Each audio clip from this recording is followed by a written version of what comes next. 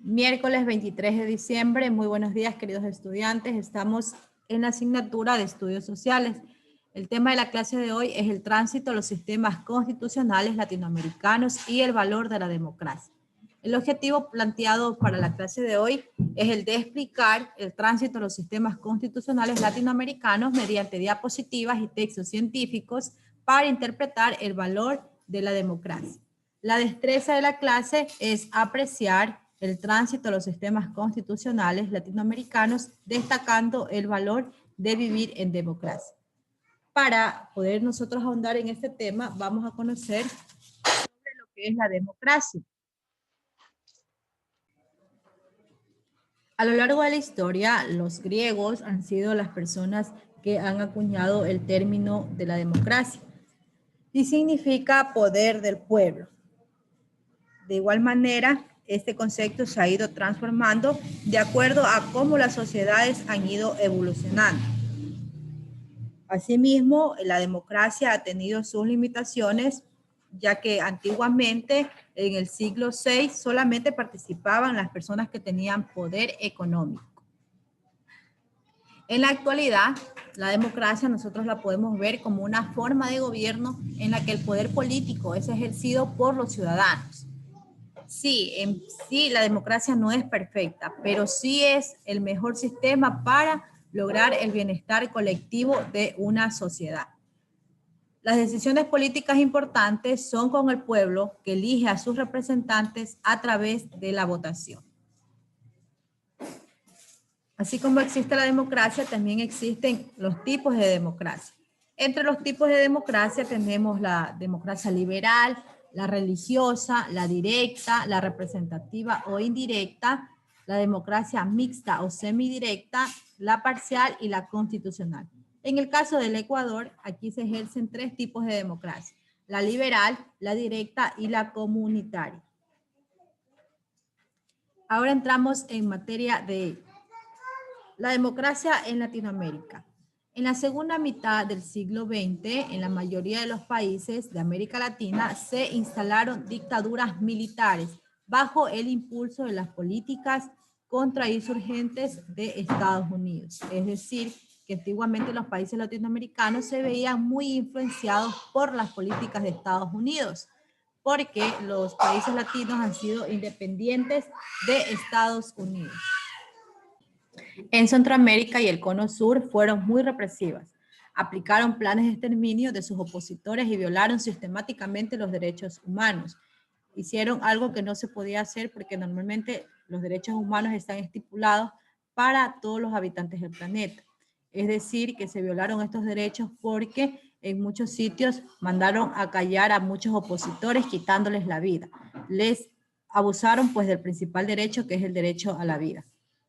Las dictaduras no lograron resolver los problemas sociales de nuestros pueblos. Al contrario, agudizaron más estos problemas que ya existían. La transición de la democracia entonces puede significar varias etapas en la historia de países que han terminado una dictadura militar y han empezado un régimen democrático. En el caso de Latinoamérica, se dieron varias independencias para lograr la democracia.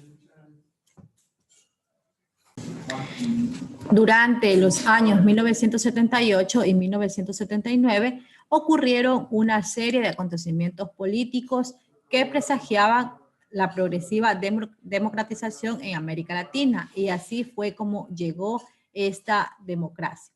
Después de un largo periodo en el que el continente había estado regido por dictaduras militares, se celebraron elecciones presidenciales en Bolivia, en Brasil, en Colombia, en Costa Rica, en Ecuador, en Guatemala, igualmente en Paraguay, en República Dominicana y en Venezuela.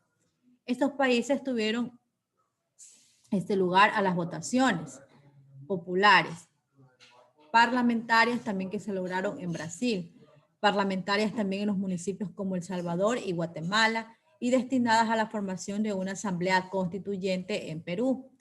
Por otra parte, a mediados de 1979, la victoria del movimiento sandinista en Nicaragua puso fin a una de las tiranías más crueles y prolongadas que llevaban más de 40 años en la región, es decir, en Nicaragua.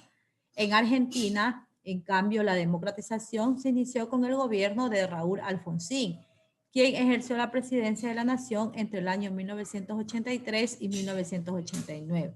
En el caso de Chile, no fue sino hasta el año 1990 que el demócrata cristiano Patricio Aylwin pudo llegar a la presidencia, pero también pues mantuvo un modelo de derecha más o menos alineado a las políticas establecidas por Pinochet. En el caso de Perú, Fernando Belaúnde Terry tomó el poder en el año 1980 y derogó una buena parte de las medidas políticas militares existentes, pero toleró incluso casos de lesa humanidad cuando los militares peruanos enfrentaron cruelmente al movimiento guerrillero Sendero Luminoso, que identificó su accionar violento en el año 1983.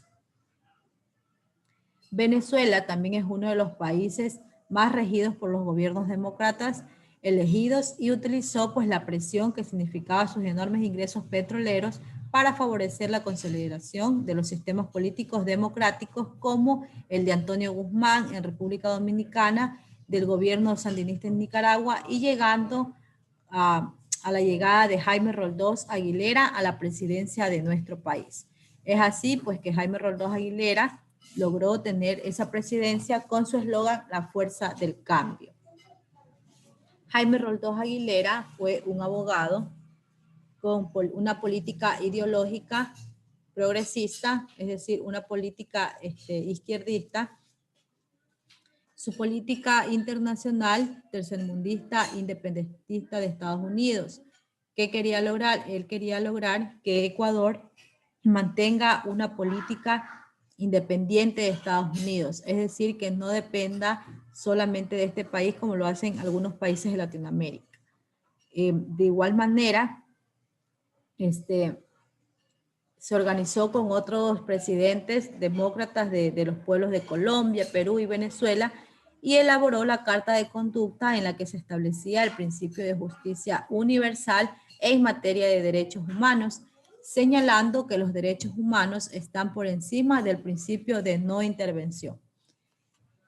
En el año 1981 se produjo en la cordillera del Cóndor un choque armado con Perú. Si bien el gobierno recibió un apoyo mayoritario de la ciudadanía para enfrentar la situación, Jaime Roldós Aguilera tuvo que tomar otras medidas muy drásticas, como tuvo el respaldo de las personas ecuatorianas. Al momento de tomar esas medidas drásticas económicas, golpeó mucho los ingresos de la población ecuatoriana. Eso lo hizo con el fin de equilibrar los enormes gastos realizados y también pues nivelar el presupuesto. Fue así que entonces acudió a impopulares elevaciones de impuestos y los precios de las canastas básicas. El 24 de mayo de 1981, el presidente, su esposa y su comitiva murieron en un accidente de aviación. Murieron el año 1981 en Zapotillo, Loja. Sobre este trágico suceso que le ocurrió al presidente de ese entonces, se han levantado varias hipótesis que apuntan pues a que no existió ninguna falla humana, sino que más bien se evidenció un atentado dirigido por la CIA de Estados Unidos en el contexto de la alianza con las dictaduras militares que gobernaban en las décadas de los 70 y 80 a varios países de América Latina. Nosotros podemos observar el documental de la muerte de Jaime Roldós, dirigido por Manolo Sarmiento y Lisandra Rivera, que recogen pues el trabajo investigativo de 6 años. Desde agosto de 2003, la Fiscalía General llevó a cabo una investigación sobre este caso. Los factores que explican la democratización. Existen algunos factores que se dieron en Latinoamérica desde 1980 hasta la actualidad, que podrían explicar los procesos de democratización en diferentes países. Primero, en todos los países se reconoce el derecho universal al voto. Igualmente se avanzó en la cuestión de que las elecciones sean un medio de acceso a cargos públicos. El traspaso del mando presidencial se convierte en una práctica común, aunque en algunos casos se haya dado en medio de complejas crisis constitucionales. Es decir, que para que las personas puedan ocupar algún cargo público, en el caso de los asambleístas, en el caso de los alcaldes, de concejales, estos se dé mediante la votación. También se dio la apertura de espacios políticos para las mujeres mediante cupos o cuotas en las listas de los partidos. Es decir, se instauró la alternancia en los partidos políticos, hombre-mujer, hombre-mujer. En algunos países de Latinoamérica se han dado reformas constitucionales para fortalecer la independencia y profesionalización del Poder Judicial. De igual manera, se crearon organismos especializados como las Contralorías, las Fiscalías y las Defensorías del Pueblo, para que las personas pues, que no tienen acceso a un abogado privado tengan acceso a una defensoría pública. Uno también de los logros más importantes de destacar de lo que sucedió con la democratización es la menor influencia o gravitación política de las Fuerzas Armadas en casi todos los países.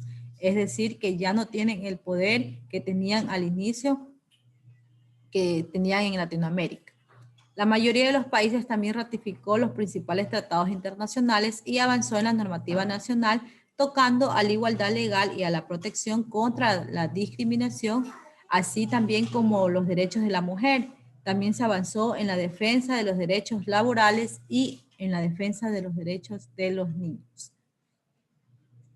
El valor de vivir en democracia.